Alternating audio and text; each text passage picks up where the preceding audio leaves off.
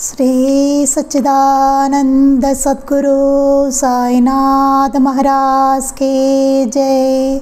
श्री सच्चिदानंद सद्गुरु अलिवेलु मंगम्म सहित भरद्वाज महाराज की जय।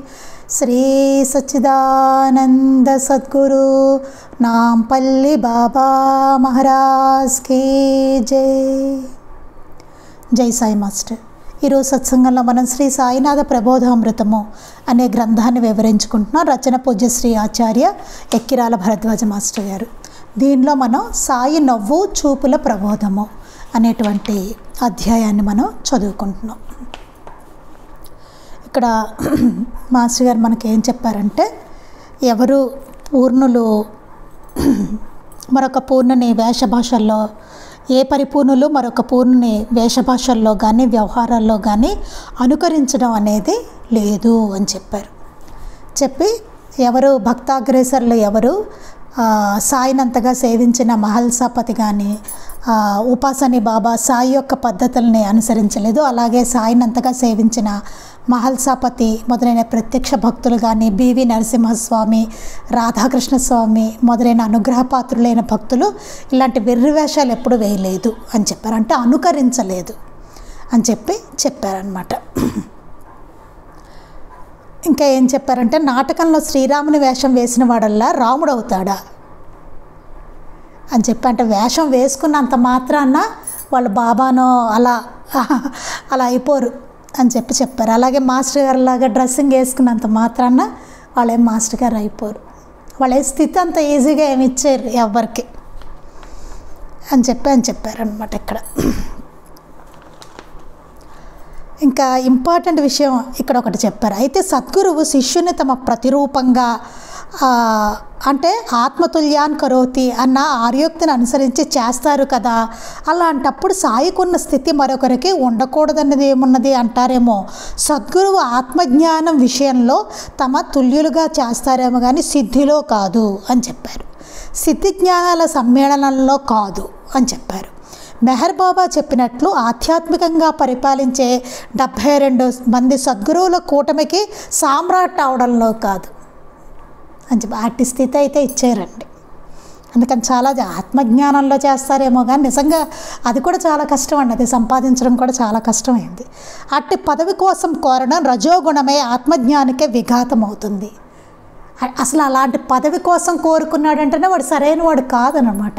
ఆయనకు అనిపించాలి కదా ఇవ్వాలన్నది, వాడికి ఇవ్వాలా వద్దా అన్నది ఆయనకు అనిపించాలి తప్ప వీరు కోరుకోవడం ఏమిటి అసలు, అర్థం ఉందా అసలు? అలా ఎవడ పడితే వాడికి ఇచ్చేస్తారా? ఇవ్వరు అట్లా.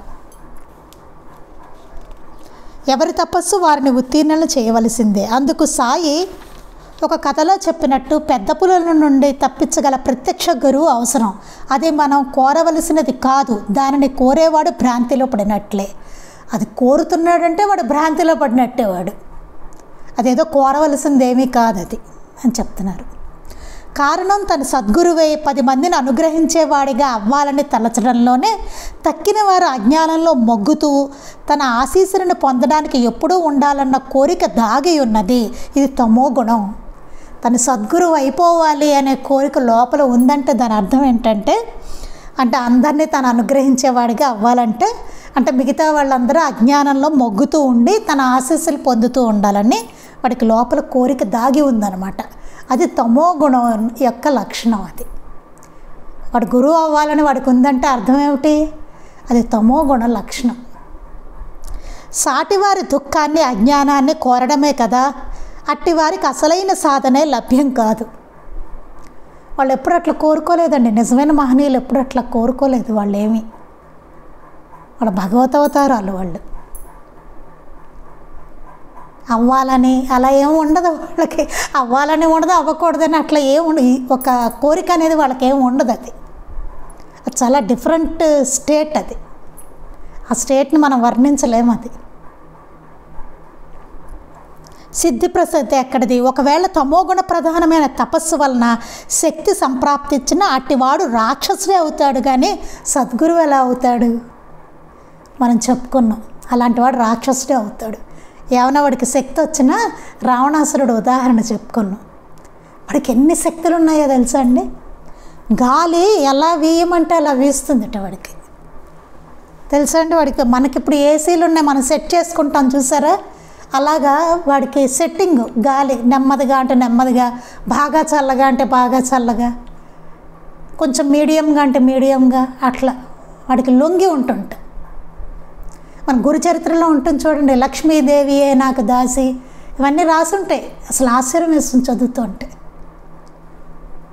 అలా పెట్టుకున్నాడు వాడు గుప్పెట్లు.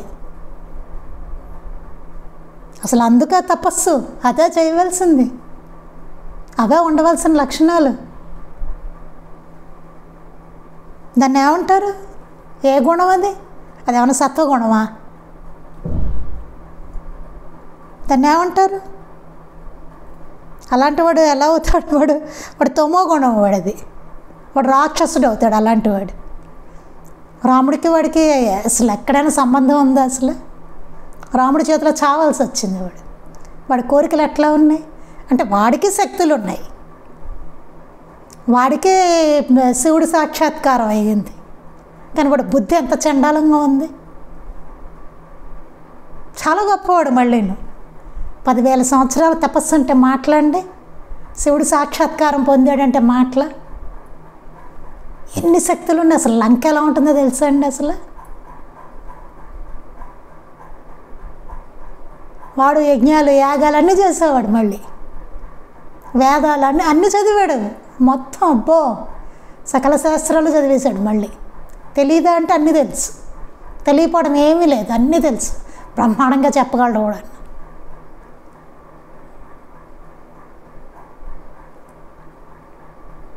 ఏంటి తేడా? ఏంటి అంటే, అవన్నీ రావడం గొప్ప కాదు. అర్థమైంది కదా? శక్తులు వచ్చినంత మాత్రాన గొప్ప కాదు, వాడు తపస్సు చేసేసినంత మాత్రాన గొప్ప కాదు, వరాలు వచ్చినంత మాత్రాన గొప్ప కాదు. వాడు వాళ్ళ బలహీనతలు పోలేదే, అట్లనే ఉన్నాయి బలహీనతలు. అంటే గుణం,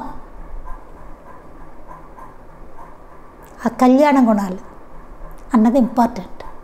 అది ఇంపార్టెంట్. రాముడు ఎలా ఉన్నాడు, ఆయనలో గుణాలు ఎట్లా ఉన్నాయి, ఆయన ధర్మాచరణ ఎట్లా ఉంది, ఆయన ఎందుకు దేవుడు అయ్యాడు, ఈ వీడెందుకు రాక్షసుడు అయ్యాడు, ఆయన ఎందుకు పూజిస్తున్నాం, వీడు ఎందుకు తిట్టుకుంటున్నాం, వాడు ఎట్లాంటి చండాల పనులు చేశాడు, ఈయన ఎంత చక్కటి పనులు చేశారు ఈయన.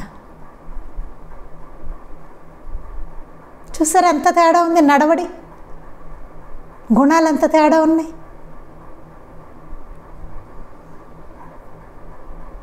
అదనమాట. అక్కడుంది అసలకి నకిలీకి అక్కడ తేడా ఉంటుందండి. అది పట్టుకోవాలన్నమాట. ఇన్నాళ్ళు మనం చెప్పుకుంటుంది అదే.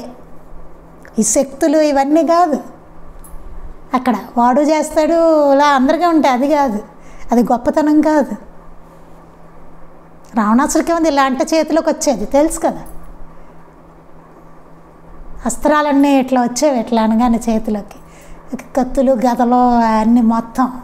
బ్రహ్మాండమైన బలవంతుడు, మహాబలశాలి, మామూలు ఇంకా చాలా గొప్పవాడండి.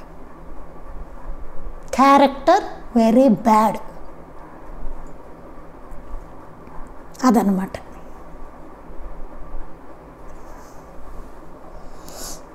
తన దుఃఖనాశనం కొరకే సాధన అనేది ఎందుకండి? ఎవరికి వాళ్ళకి దుఃఖనాశనం కొరకది. దుఃఖనాశనం ఒక్కటే అసలైన ఫలితం ఏమిటి అసలు? చివరికి జరగవలసింది ఏంటి? దుఃఖనాశనమే జరగాలి. తనకు సాటి వారికి అట్టి ఫలితాన్ని కోరడమే సత్వగుణం. ఎవరికైనా సరే దుఃఖనాశనం జరగడం అనేది కోరడమే సత్వగుణం. ఇంకేంటండి, దుఃఖనాశనం జరిగితే ఇంకేంటి, ఆనందమే కదా. తన ఆధిక్యత, ఇతరుల న్యూనత కోరడం రజోగుణ లక్షణం. నా కాళ్ళ కింద పడి ఉండాలి, వీళ్ళు దండాలు ఎడుతూ ఉండాలి, అలా కోరిక ఉందనుకోండి లోపల, అది రజోగుణ లక్షణం, అసుర స్వభావం, అదే రాక్షస స్వభావం. వాడు ఏమనుకున్నాడు? అందరూ చెప్పు చేతల్లో ఉండాలనుకున్నాడు రావణాసుడు. అంతే కదా, దేవతలు ఏమిటి అందరూ వాడు చెప్పు చేతల్లో ఉండాలి, ఎవరి నుంచి నాకు మరణం ఉండకూడదని కోరుకున్నాడు వాడు కదా. గుప్పెట్లో పెట్టుకున్నాడు అందరినీ. ఆ నకిలీ అనేది ఎప్పుడు అట్లాగే ఉంటుంది. అసలు అట్లా ఉండదు. కానీ శ్రీరామచంద్రుడు చూడండి ఎవరు సహాయం తీసుకున్నాడు? ఆయన వానరులు. వాడేమనుకున్నాడు? కోతులు ఏం చేస్తాయి అనుకున్నాడు. వాడు చావకూడదన్న లిస్టులో మానవులు కోతులు లేరు తెలుసా, మిగతా అన్నీ ఉన్నాయి. వాడికి ఆఫ్టర్ ఆల్ అనమాట వాళ్ళు ఏం చేస్తారనిపించింది, మానవులు ఏం చేస్తారు, కోతులు ఏం చేస్తారనిపించింది. వానరులను మనిషి లేడు ఆ లిస్టులో. అందుకని ఏం చేశాడు భగవంతుడు? శ్రీరామచంద్రుడు మానవుడిగా వచ్చాడు. ఆయన మామూలుగా మానవుడిగా వచ్చాడు శ్రీరామచంద్రుడు కదా. శ్రీ మహావిష్ణువు ఏం చేశాడు? మానవుడిగా వచ్చాడు శ్రీరామచంద్రుడిగా. వానరులు వాళ్ళే కదా. చూడండి ఈయన ఎవరు సహాయం తీసుకున్నారు యుద్ధానికి? వానరుల సహాయం. వీడికి ఎంత అల్పులు, వానరులు అంటే అల్పులు, కోతులు. వెళ్ళి ఈయన కోతులు సహాయం తీసుకున్నారే శ్రీరామచంద్రుడు. చూడండి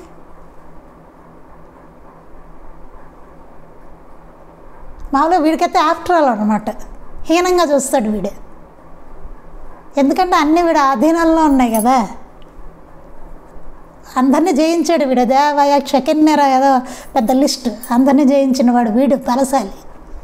ఈయనేమో కోతులు వేసుకుని వెళ్ళాడు ఈయన శ్రీరామచంద్రుడు జయించడానికి, అదే సీతమ్మ తల్లిని తెచ్చుకోవడానికి, వాడితో యుద్ధానికి. వీళ్ళు చూస్తే కోతులు అయ్యాయి. చూసారండి, వాడేమో మహాబలవంతుడు, రాక్షసులు ఉన్నారు, పెద్ద లంకా నగరం. వీళ్ళకి ఏముంది? వాడి దగ్గర ఆయుధాలు, బ్రహ్మాండమైన ఆయుధాలు. వీళ్ళకి ఏమున్నాయి? వీళ్ళు చెట్లు అవి తీసి ఫైటింగ్ వీళ్ళది. చెట్లు తీసి కొట్టేవాళ్ళని చూడండి రామాయణంలో అట్లాగే ఉంటుంది. చెట్లు ఎత్తి కొట్టారట వీళ్ళు వానరులు. వాళ్ళకి ఎన్ని ఆయుధాలు ఉండుంటాయి.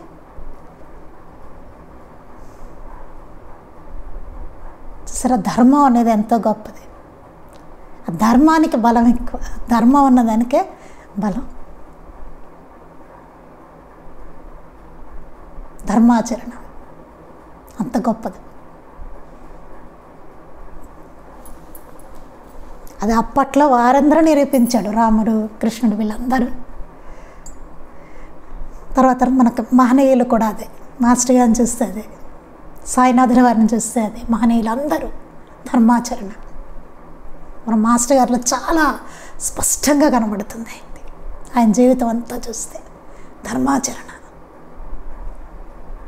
చాలా అద్భుతంగా కనబడుతుంది మనకి.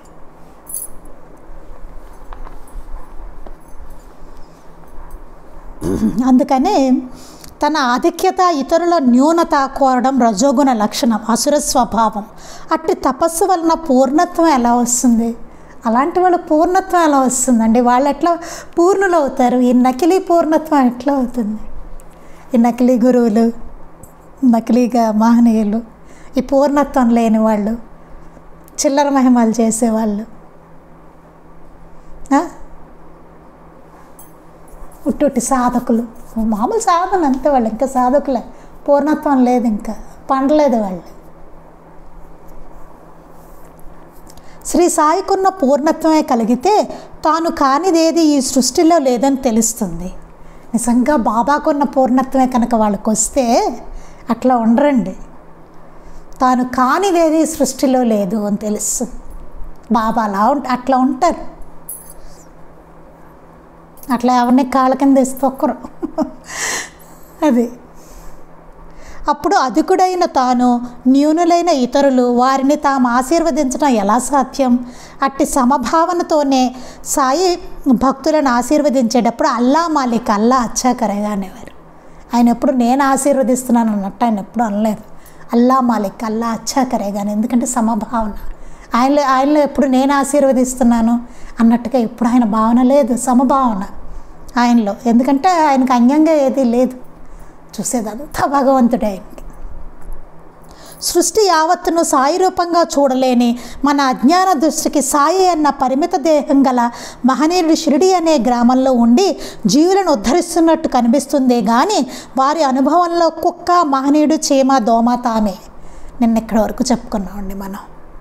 కానీ వారి అనుభవం చూస్తే కనుక బాబా దృష్టిలో వారి అనుభవంలో కుక్క, మహనీయుడు, చీమ, దోమ ఆయనే, మొత్తం అంతా ఆయనే. అసలు రాయడం చూడండి మాస్టర్ గారు ఎంత బాగా రాశారో. కుక్క, మహనీయుడు, చీమ, దోమ తామే, అన్ని బాబానే. మహనీయుడు కూడా, మహనీయుడు, కుక్క, చీమ, దోమ అన్నీ ఆయనే. కానీ మనం ఏమనుకుంటాం, బాబా అంటే ఎక్కడో షిరిడీలో అలా కూర్చుని సమాధి మందిరంలో అలా కూర్చున్నారు బాబా అనుకుంటాం మనం. కానీ బాబా అంటే ఏంటనే ఆయన ఏమనుభవించారు భక్తులందరికీను.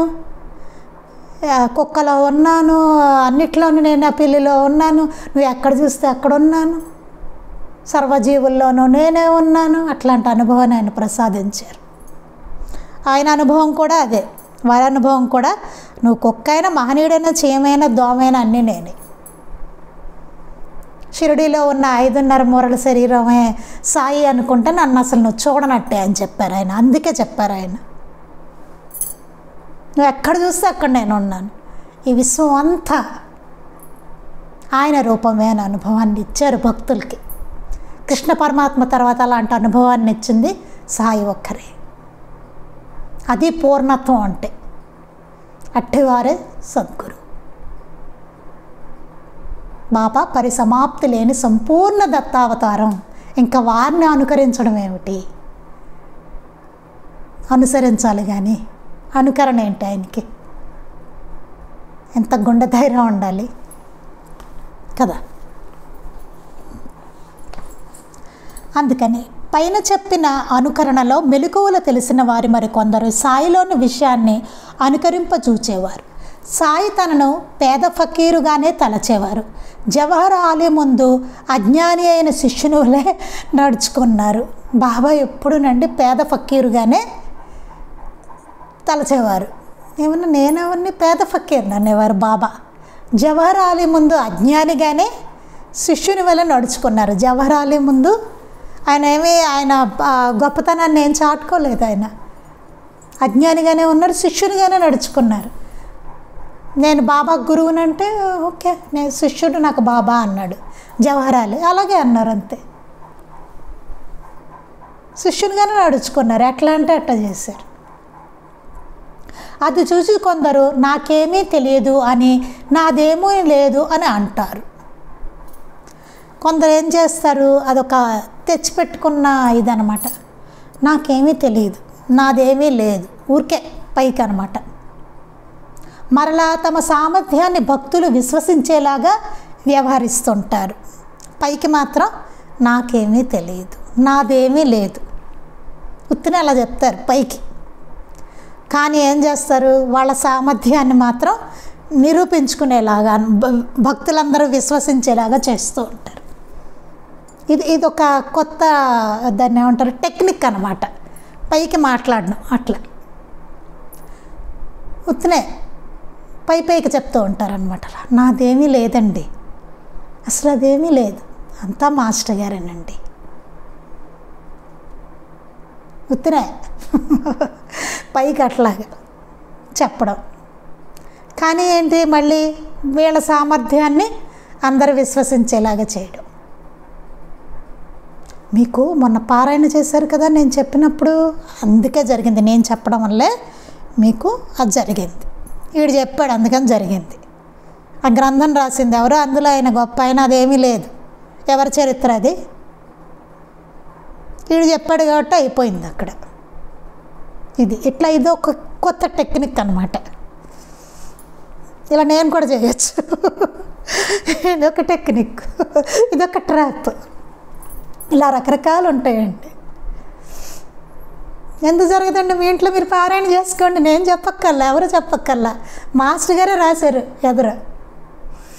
ఎదురు చూసుకోండి, మాస్టర్ గారు రాశారు పారాయణ విధానం. హాయిగా చేసుకోవచ్చు, ఎవరికి వాళ్ళు. పారాయణ గ్రంథం కొనుక్కోండి, చేసుకోండి, అంతే. ఆ పటంలో ఉన్నాయనికి చెప్పుకోండి, బాబాకి చెప్పుకోండి, హాయిగా మాస్టర్ గారు ఉంటే మాస్టర్ గారు చెప్పుకోండి, చేసుకోండి, అంతే. ఆవిడ ఏం చెప్పక్కర్లేదు అక్కడ. ఏమీ తెలియదంటే అదనమాట. సామర్థ్యాన్ని భక్తులు విశ్వసించేలాగా వేరే అదొకటి. ఇంకా చాలా ఉంటాయండి, రకరకాలుగా చెప్తారు మళ్ళీ. లేకపోతే నువ్వు పలానా చోటుకెళ్ళి ఏదో చెప్తాడు, వెళ్ళి 108 ప్రదక్షిణలు చేయి అని చెప్తాడు. వీడవడ చెప్పడానికి అక్కడ.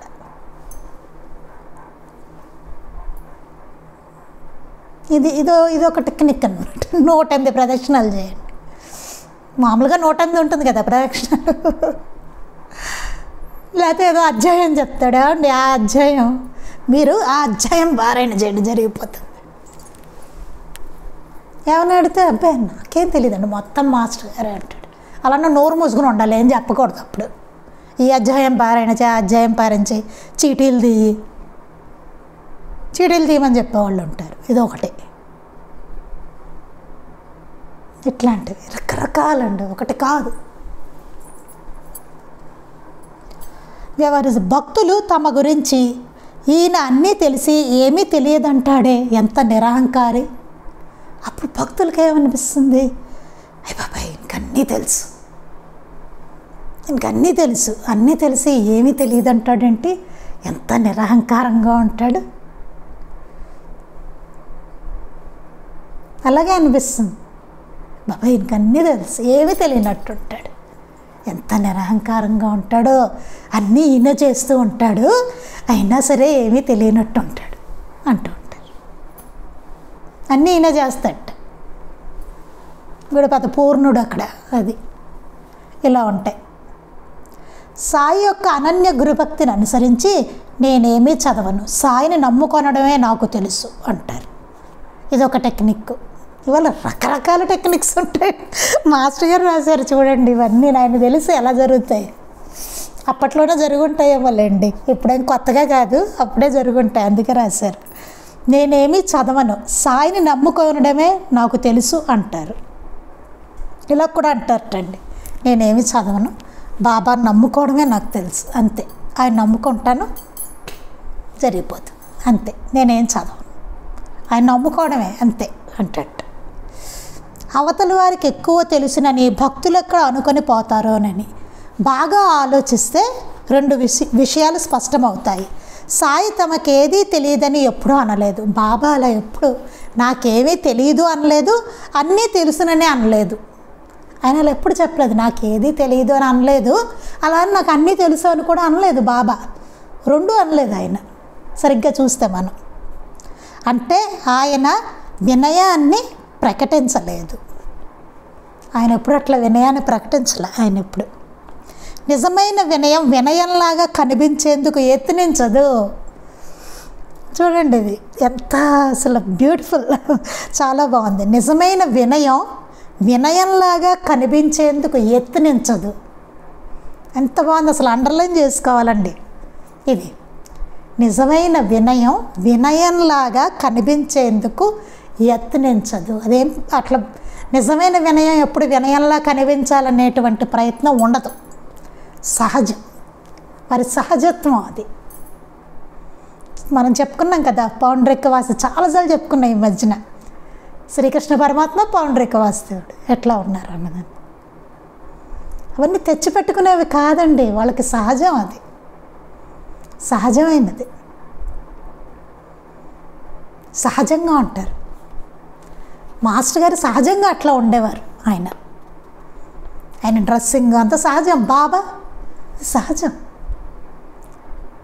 అలా చూసి ఎవరైనా చేస్తున్నారంటే అనుకరణ.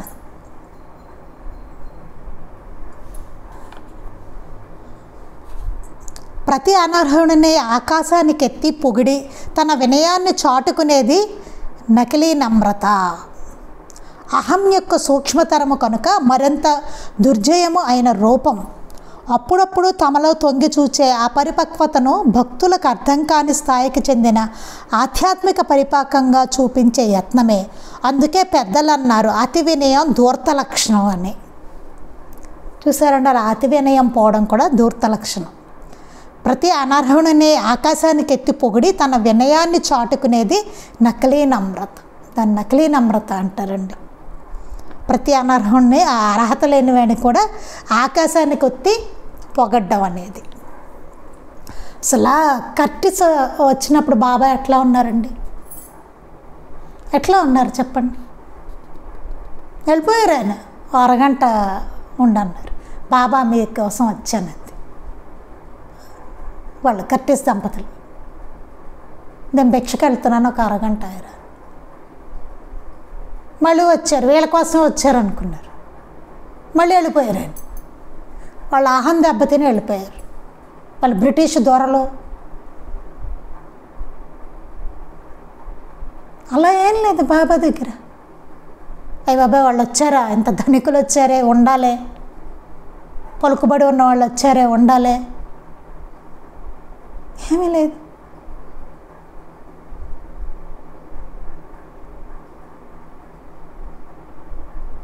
అంత పేదవారిని బీదవారిని తీసుకురా అక్కడి నుంచి అని చెప్పి పిలిపించి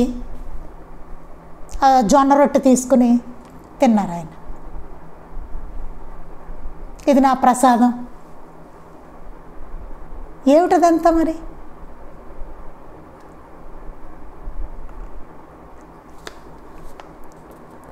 ప్రతి అనర్హుడిని ఆకాశానికి ఎత్తి పొగిడి తన వినయాన్ని చాటుకునేది నకిలీ నమ్రత.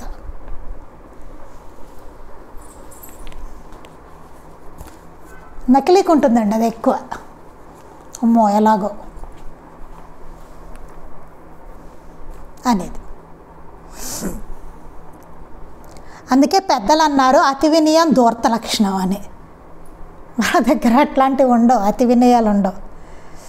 స్థితప్రజ్ఞుల లక్షణాలను వర్ణించిన భగవద్గీత నా అభినందతి నా ద్వేష్టి, అతడెవరిని నా అభినందతి నా ద్వేష్టి అంటే అతడెవరిని అభినందింపడు, ఎవరిని ద్వేషించడు అని చెప్పింది.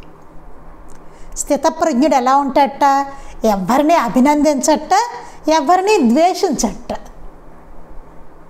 చూడండి, ఎవరిని అభినందించరు, ఎవరిని ద్వేషించరు. అట్లా ఉంటారంట వాళ్ళ స్థితి. స్థితప్రజ్ఞుడు అలా ఉంటాడట. ఎవరిని అభినందించడు, అలానే ఎవరిని ద్వేషించరట. స్థితప్రజ్ఞుల లక్షణం అంట అది. అలా ఉంటారట.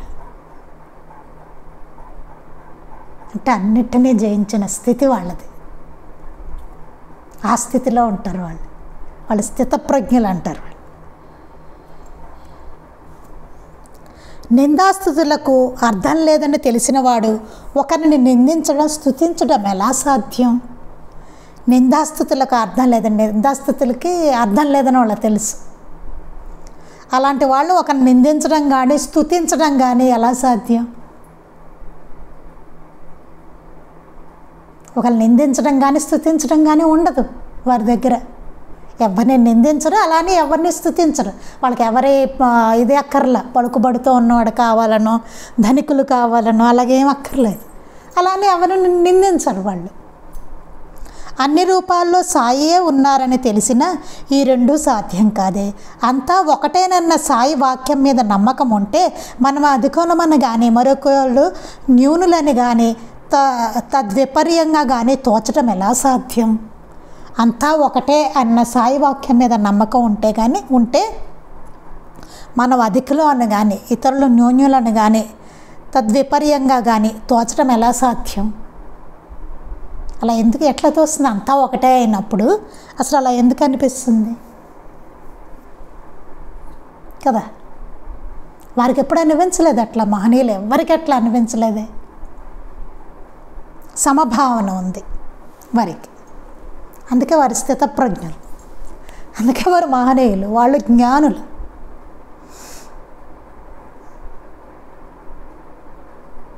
చూసారు ఎంత తేడాలు ఉంటాయో తెలుసు. వారు ఎవరిని అభినందించరు, ద్వేషించరు. రెండూ ఉండవు. అభినందించడం ఉండదు, ద్వేషించడం ఉండదు. అది స్థితప్రజ్ఞుల లక్షణం అంట. నిందాస్థుతుల పట్ల వాళ్ళు సమభావనతో ఉంటారు. ఎవరు నిందించినా పట్టించుకోరు, స్తుతించినా పట్టించుకోరు. మాస్టర్ గారు అంటారు, ఇవాళ నంది అంటారు, రేపు పంది అంటారు అన్నారట. ఆయన తెలుసు. అందుకని ఆయన పొగడ్తలకు పడిపోయి, లేకపోతే ఏదైనా ఎవడైనా నిందిస్తే బాధపడిపోయి ఇట్లాంటి అసలే ఏం లేవు.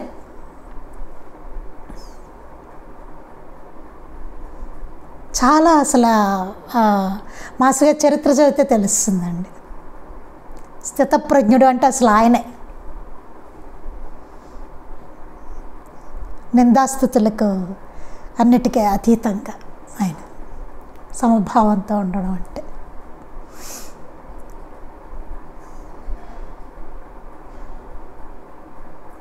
భరద్వాజ్ మహారాజ్ అంటే కేకలేశారట మాస్టర్ గారు, నేను మహారాజు ఏంటి అనేసి. దాన్ని రాడంబరంగా బాబా అల్లా మాలిక్ అన్నట్టుగా ఇప్పుడు బాబా ఆయనకి.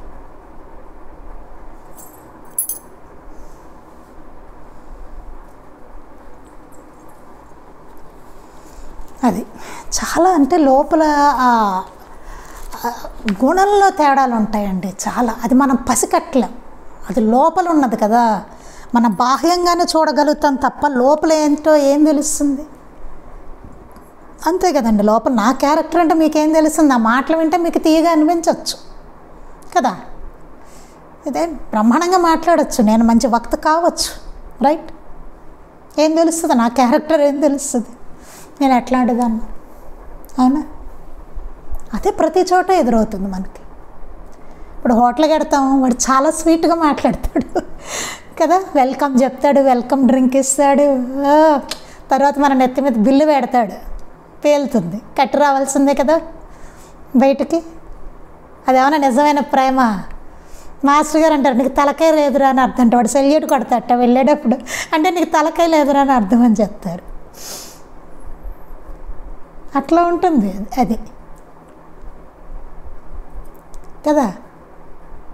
మాటలు బాగున్నంత మాత్రాన కాదు.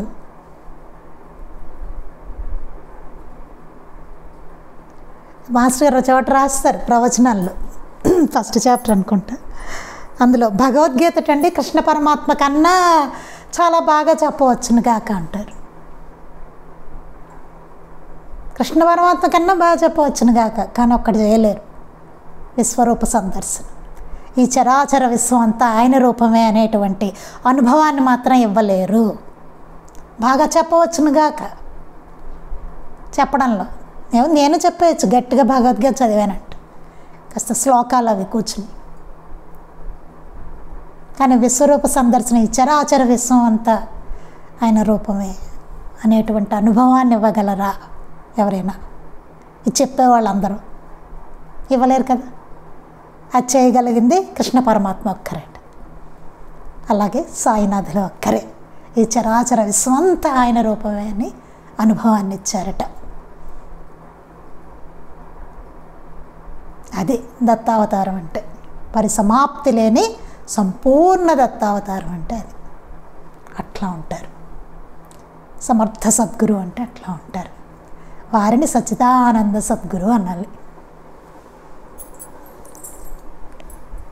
అది అందుకని మాస్టర్ గారు ఎవరు పడితే వాళ్ళు తల తాకట్టు పట్టకండి అని చెప్పి ఇంత ఇదిగా మనకి చెప్పారనమాట ఈ అధ్యాయంలో మాస్టర్ గారు, ఇంత వివరంగా. అది గుర్తుపెట్టుకోండి. ఇంకా చాలా చెప్పారు మాస్టర్ గారు. ఇంకా అంటే బాబా ఇంకేంటి, ఆయనలో ఉన్న గుణాలు ఇంకా ఏంటి అని చెప్పి చాలా చెప్పారు మాస్టర్ గారు. మిగతావి మనం రేపు చెప్పుకుందామండి. శ్రీ సచ్చిదానంద సద్గురు సాయినాథ్ మహారాజ్ కీ జై. శ్రీ సచ్చిదానంద సద్గురు అలివేలు మంగమ్మ సహిత భరద్వాజ మహారాజ్ కీ జై. శ్రీ సచ్చిదానంద సద్గురు నాంపల్లి బాబా మహారాజ్ కీ జై. గురుదేవ దత్త అవధూత చింతన. లోకా సమస్తాః సుఖినో భవంతు. లోకా సమస్తాః సుఖినో భవంతు. లోకా సమస్తాః సుఖినో భవంతు. జై సాయి మాస్టర్.